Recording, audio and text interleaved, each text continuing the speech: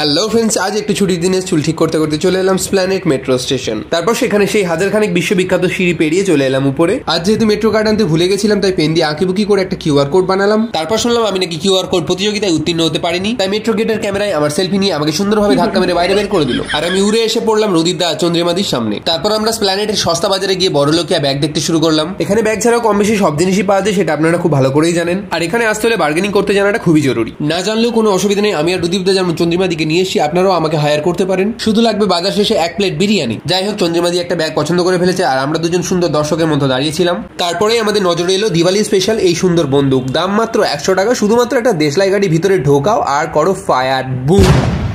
রুদীপদার এটা খুব পছন্দ হয়েছিল আর আমার পিছনে ঘ্যান ঘ্যান করছিল, এটা আমাকে কিনে দে। আমি বললাম ঘ্যান ঘ্যান করো না, নাহলে আমি চশমা পরে এখানে রঘু ডাকাত হয়ে যাবো।